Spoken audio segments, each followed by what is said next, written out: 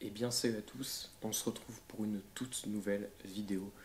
Alors je sais que ça fait très longtemps que j'ai pas fait de vidéo, la dernière vidéo c'était la critique du film Mario, et donc je crois que ça fait plus de 5 mois, donc ça mérite des explications, et bon, vous avez vu, hein, c'est la critique du film Le Comte aujourd'hui, et je vais, voilà, je vais faire la critique, et puis au pire je mettrai peut-être un timecode pour parler un petit peu de la suite quand même, m'expliquer pourquoi 5 mois sans vidéo.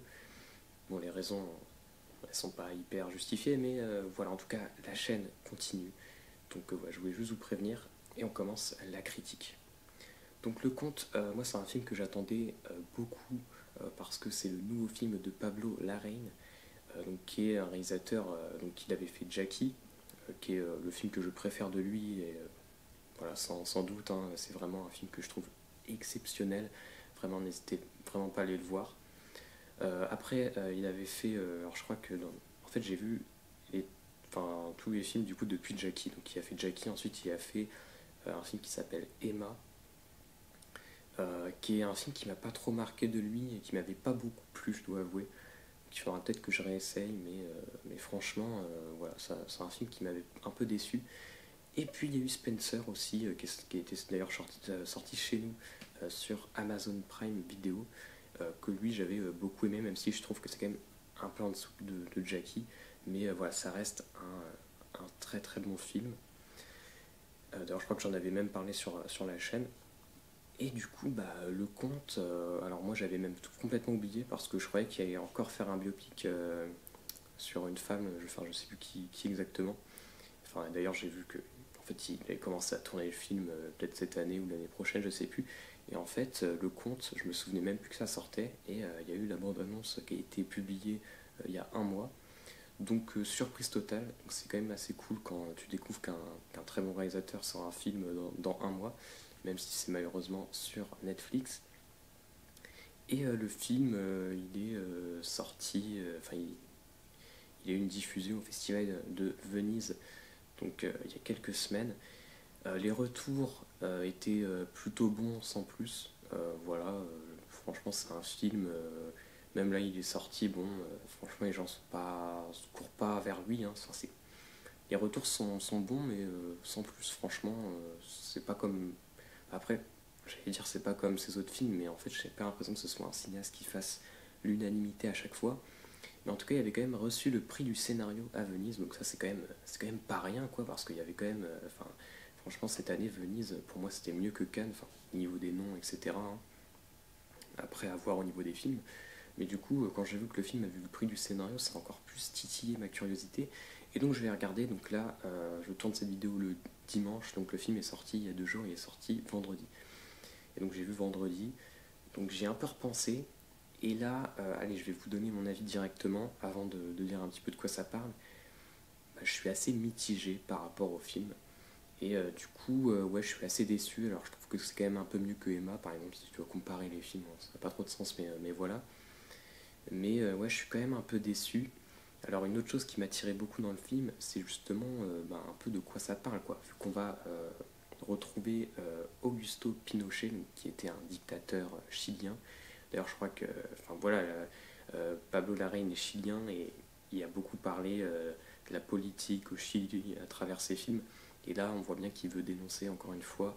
En tout cas, je ne sais pas s'il a déjà parlé de Pinochet dans ses films. Enfin, je pense indirectement parfois. Mais voilà, là, il veut complètement dénoncer ce que le gars a pu faire. Et voilà un peu l'état de la Chili, même si paradoxalement déjà je trouve pas que le côté satire soit génial dans le film. Alors peut-être qu'il manque des références, voilà, je vais y venir après, mais franchement de ce côté-là j'ai pas trouvé le film super intéressant. Et il y avait une autre promesse, alors là qui faisait vraiment envie, c'est le fait que ce soit un film de vampire. Donc Augusto Pinochet est en fait 250 ans, et donc qui se nourrissent du sang, enfin de sang. En fait, le film se déroule. Enfin, on a d'abord une intro, pareil, avec une enfance fictive où tu vois Louis XVI se faire guillotiner, etc. Marie-Antoinette, tout ça. Donc t'as toute. Enfin, franchement, en plus, le début du film, il est assez entraînant, je trouve. Enfin, t'as toute cette introduction. Bon, il y a quand même un truc qui m'a gêné dès le début du film, c'est la voix off. Ça c'est pareil, d'ailleurs il y a un espèce de twist avec cette voix off quand on... Ouais, parce qu'on sait pas vraiment, on sait pas qui c'est en fait au début. Et franchement j'ai trouvé ça honnêtement un petit peu nul. Mais en plus je trouve qu'elle surplombe un peu le film tout le temps et c'est vraiment dommage. Mais en tout cas, enfin voilà, du coup t'as cette intro qui donne quand même un petit peu envie. Et puis après en fait on va vraiment se retrouver au milieu de nulle part où voilà il vit dans une maison un peu en ruine, un peu voilà à l'extrémité du monde, enfin en dehors du monde. Forcément c'est un vampire, il a 250 ans, bon voilà. Donc, et il y a quelques moments du coup où tu vas voir alors un autre personnage qui est celui du servant, qui est d'ailleurs un personnage assez intéressant aussi, qui va justement aller prendre le cœur, puis les stocker, etc. Et donc, tu as quelques moments, on va dire, dans la ville moderne, quoi. Et en fait, je trouve tous ces moments-là vraiment magnifiques. Alors, d'ailleurs, j'ai toujours pas parlé, je crois que de la photographie du film, qui est mais vraiment très très belle. C'est pareil, c'est un des points positifs. Voilà, j'ai vu le chef-op, c'est celui qui avait fait aussi Virgin Suicide de Sofia Coppola, et franchement, là-dessus, c'est très très bon. Mais c'est pareil, tu vois, ça fait un peu photo Netflix, quoi. Vous voyez, ils font déjà le film en noir et blanc, sauf à un moment, je vais pas dire lequel. Et, mais j'ai vraiment l'impression que tu retrouves un petit peu cette patte Netflix tout le temps, et ça atténue les choses, et tu vois, du coup, le noir et blanc qui est beau, etc., bah, je trouve il manque un peu de saveur finalement.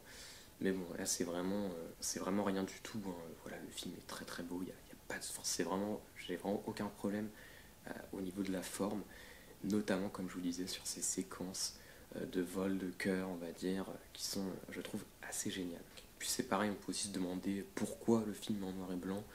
Bon, personnellement, je me dis que c'est peut-être parce que voilà, il a 250 ans, donc il appartient à une autre époque. D'ailleurs, le personnage il veut mourir en fait, hein. Et puis après, t'apprends que sa femme ne veut pas que lui meure. Donc bon, je vais pas vous spoiler, hein. Je pense qu'il se passe pas non plus 20 milliards de choses dans le film, donc c'est pas pour vous révéler des choses.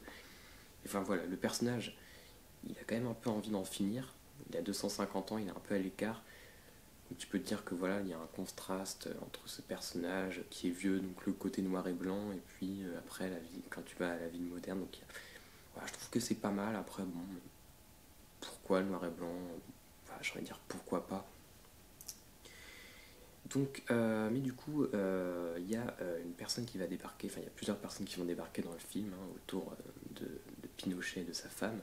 Donc déjà, leurs 5 enfants qui vont arriver, et en fait, alors là, le côté satirique, le côté comédie, parce que c'est vraiment une comédie ce film, arrive avec ces personnages-là, enfin même un peu avant aussi. C'est qu'en fait, bah, ils veulent juste, voilà, l'héritage, ils veulent juste parler de ça, et c'est bon quoi, il est temps qu'ils partent pour nous laisser l'héritage. Et c'est pareil, moi je trouve pas ça extrêmement drôle. Euh, Peut-être qu'il faut, c'est pour ça que je dis peut-être qu'il faut connaître un petit peu Pinochet, j'en sais rien, mais voilà, je trouve que en fait tu t'en fiches presque de ces personnages, voilà, qui réclament de l'argent, etc. En tout cas, il y a un élément déclencheur qui va arriver, donc qui est une nonne en fait, on le sait, qui arrive pour servir ses propres intérêts. Sauf que Pinochet va être attiré par elle, et ça va être un petit peu la raison de voilà, finalement peut-être qu'il a une autre vie à faire avec cette nonne. Donc lui il ne sait pas que c'est une nonne, personne ne sait que c'est une nonne, mais elle vient en fait pour faire un espèce de bilan, voilà, sur ce que peuvent hériter les enfants de Pinochet à la base. Elle vient pour ça, mais en fait elle a des intérêts personnels. Et du coup voilà, j'arrête de vous en dire plus sur l'histoire du film. Mais globalement, j'ai pas trouvé ça hyper intéressant non plus. Alors, je trouve qu'on s'ennuie pas forcément devant le film, mais c'est vrai qu'au final, je me dis que, en fait, globalement, bah, j'ai pas trouvé tout ça assez intéressant, ni même que ce soit transcendé par la mise en scène, ou même par, je sais pas, le côté justement film de vampire, qui quand même est vachement attirant. En tout cas, enfin, moi, j'ai direct envie de voir le film, mais en fait, c'est quand même une petite partie, quoi.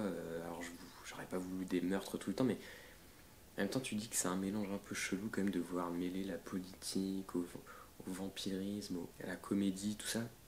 Donc on va dire qu'il y a quand même le mérite de tenter quelque chose d'original. Et c'est peut-être pour ça que le film a eu un prix du scénario, parce que voilà, il arrive à naviguer entre tout ça. Pour moi, c'est maladroitement et pour livrer quelque chose de pas très très intéressant.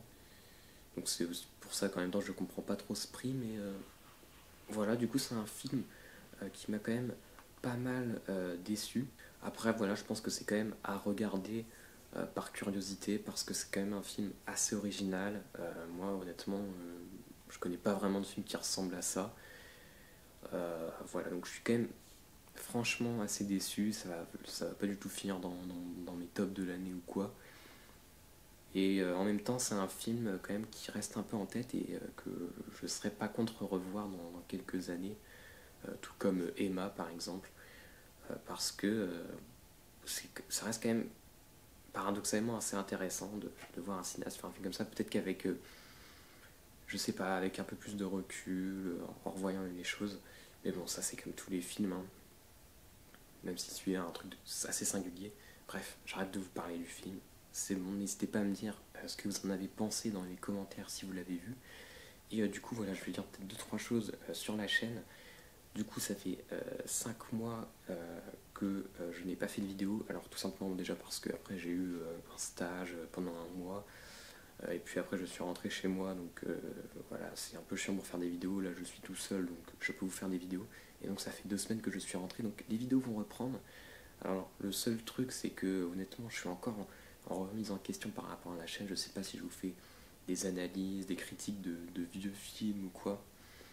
Parce que, voilà, en fait, j'ai un peu. Je sais pas, je me dis, la chaîne pourrait. J'ai des idées, mais je pense que ces idées feraient partir la chaîne dans un espèce de boogie-boulga un peu bizarre. Et en même temps, je me dis, est-ce que c'est grave? Je pense pas. Mais voilà, en tout cas, j'ai profité un peu de la sortie de ce film-là pour voilà, faire une critique. Et parler quand même d'un cinéaste intéressant. Mais voilà, donc je pense que les critiques en tout cas de films comme ça vont continuer. Il y a le Korismaki qui arrive, j'espère que je vais pouvoir aller le voir, peut-être vous en faire la critique. Il y a d'autres films qui arrivent, il y a la série Tapis que je suis en train de regarder, peut-être que, je sais pas, peut-être que j'en parlerai, j'en sais rien.